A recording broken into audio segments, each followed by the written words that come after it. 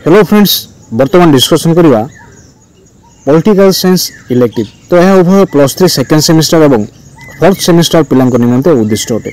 तो आज आलोचनार विषय वस्तु हूँ यूनिट 4 गोटे दीर्घ उत्तरमूलक प्रश्न बा लॉन्ग क्वेश्चन संबंध में मैंने आलोचना करवा।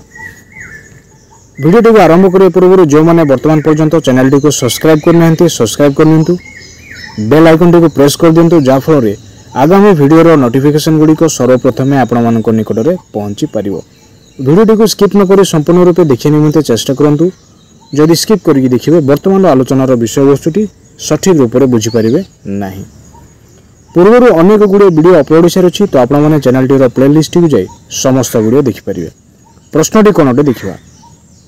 प्रश्नटी हूँ discuss the role of e governance in rural India. भारतीय ग्रामांचल ई प्रशासन भूमिका संबंध में आलोचना करो।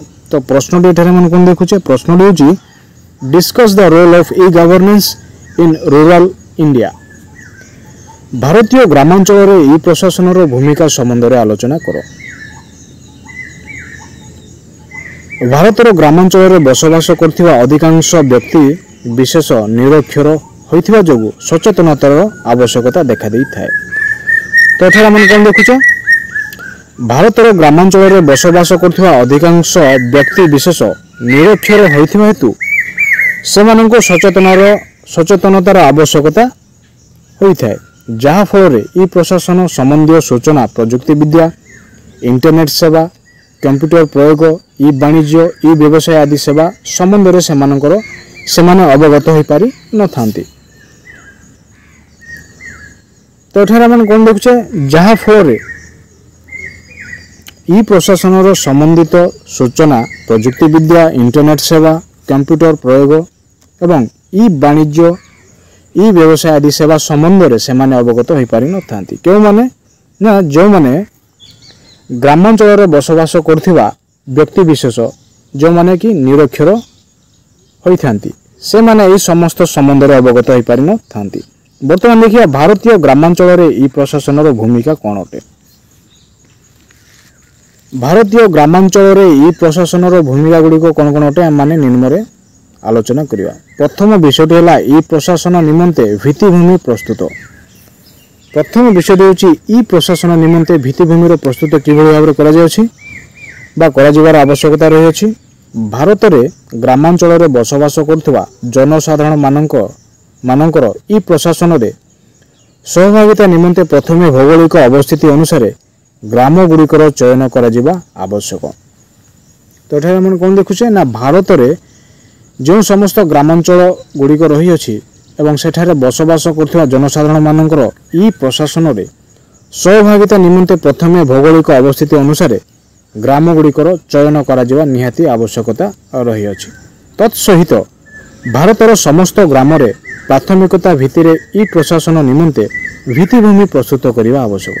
तो यह संगे संगे अन्य विषयटी कौन करने आवश्यक ना यह संगे संगे भारतर समस्त ग्राम रे प्राथमिकता भित्तिरे ई प्रशासन निमंते भित्तिभूमि प्रस्तुत करने निहाती आवश्यकता रही अछि। द्वितीय विषयटी है सचेतन सृष्टि व ई प्रशिक्षण कार्यक्रम। तो द्वितीय विषयटी आम कौन देखुचे सचेतन सृष्टि व ई प्रशिक्षण कार्यक्रम। भारतर विभिन्न ग्रामांचल गुड़िकर जनसेवा केन्द्र गुड़िकर माध्यम रे खर्चांत होई तथ्य संग्रह करा जिबा आवश्यक करा जिबा ग्रहणीय होई पारु नाही। तो भारतर विभिन्न ग्रामांचल गुड़िकर जनसेवा केन्द्र गुड़िकर बा जनसेवा केन्द्र गुड़िक माध्यम रे खर्चांत होई तथ्य संग्रह करा जिबा ग्रहणीय होई पारु नाही। तेणु सरकारी और बेसरकारी संगठन गुड़िक द्वारा प्रथमे ग्रामांचल जनसाधारण मध्य जन सचेतनता सृष्टि कराई ई प्रशिक्षण कार्यक्रम मान आयोजन करा जिबा आवश्यक। तो विभिन्न ग्रामांचल जनसेवा केन्द्र माध्यम रे अधिक खर्चांत होई तथ्य संग्रह करा जिबा एक ग्रहणीय होई पारु नाही। तेणु सरकारी किंबा बेसरकारी संगठन गुड़िक द्वारा प्रथमे कौन करने आवश्यक ना ग्रामांचल जनसाधारण मानक मध्य जन सचेतनता सृष्टि करा जिबा आवश्यक एवं या संगे ई प्रशिक्षण कार्यक्रम मान मध्य आयोजन करा जिबा निहाती आवश्यकता रही अछि। तृतीय विषयटी है ई प्रशासन सह जड़ित जंत्रपातिर रक्षणाबेक्षण प्रति दृष्टि। तो तृतीय विषय कौन अटे ई प्रशासन सह जड़ित जंत्रपातिर रक्षणाबेक्षण प्रति दृष्टि। ग्रामांचल गुड़िकर जनसाधारण को ई प्रशासन सह जड़ित कराइबा निमंते आवश्यक जंत्रपातिर भित्तिभूमि यार रक्षणाबेक्षण कार्यकारिता और कार्यदक्षता प्रति निरंतर दृष्टि देवा आवश्यक। तो ग्रामांचल गुड़िकर जनसाधारण को ई प्रशासन सह जड़ित कराइबा निमंते कौन करवा आवश्यक जंत्रपातिर भित्तिभूमि यार रक्षणाबेक्षण कार्यकारिता और कार्यदक्षता प्रति निरंतर दृष्टि देवा आवश्यकता रही अछि। चतुर्थ विषय कौन अटे देखा। चतुर्थ विषय हूँ ई प्रशासन रे महिला मानकर संपृक्ति। तो ई प्रशासन रे महिला मानकर संपृक्ति किभली भाव में रहिबा आवश्यक। ग्रामांचल महिला माननको ई प्रशासन बा ई प्रशासनिक व्यवस्था संबंध में प्रशिक्षण दिया जिबा आवश्यकता रही अछि। ग्रामांचल महिला माननको ई प्रशासनिक व्यवस्था संबंध में कौन करबा आवश्यक ना प्रशिक्षण दिया जिबा आवश्यकता रही अछि, जहा फल रे कि नारी पुरुष मध्य सहयोगमूलक भावधारा सृष्टि कराई संप्रसारण कार्य समाहित कराइबारे सुविधा हो पारे। तो यही प्रकार व्यवस्था करने द्वारा कौन होता है नारी एवं पुरुष मध्य सहयोगमूलक भावधारा सृष्टि होगा संगे संगे संप्रसारण कार्य समाहित कराइबारे सुविधा हो पारे।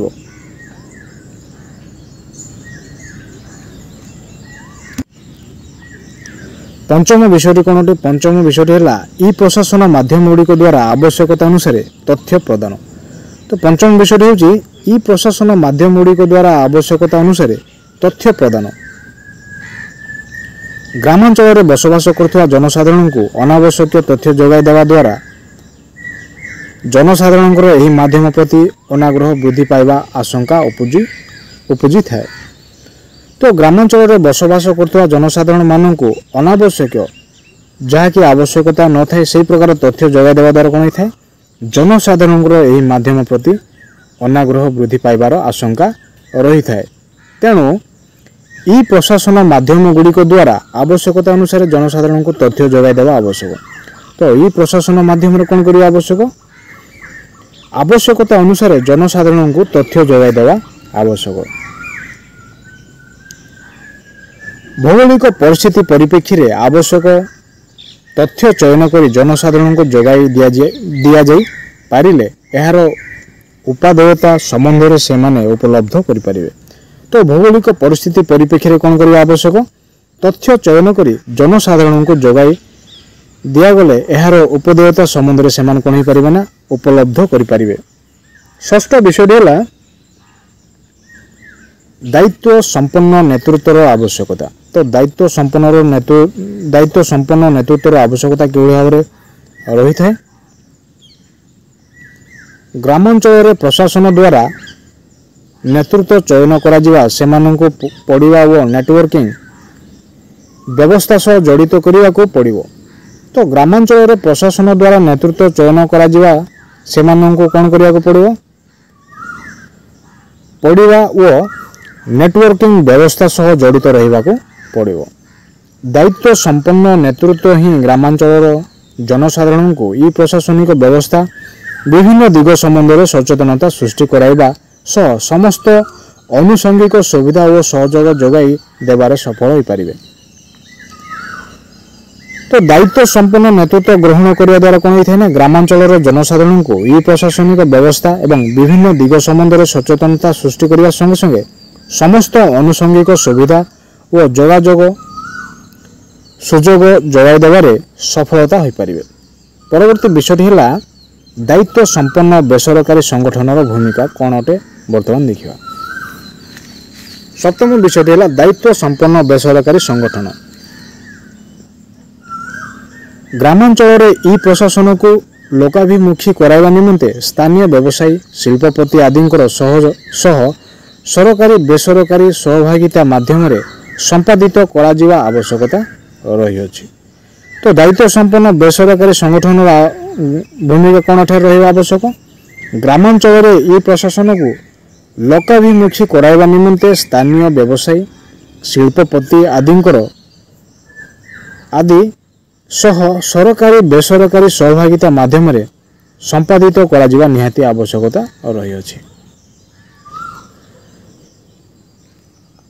सेमानंकर निरंतर सहभागिता निमंते परवर्ती चुक्ति नवीकरण करिवा सह सेमानंकर सफलता विचार को निया जाय पारिले दायित्व संपन्न बेसरकारी संगठन द्वारा ई प्रशासनिक व्यवस्था को ग्रामांचल रे लोकाभिमुखी करा जाय परिबो।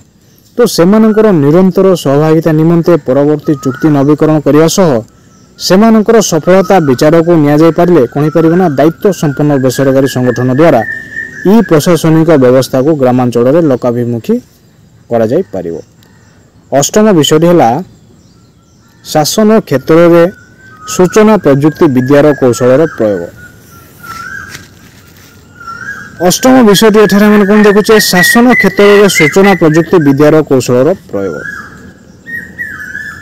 शासन क्षेत्र में सूचना प्रजुक्ति वैषयिक विद्यार ज्ञान कौशल प्रयोग करा जिबा ग्रामांचल रे ई प्रशासन सफलतार शीर्ष रे पहुंचाइबा उद्यम करा जिबा आवश्यक बा करा जाउछि।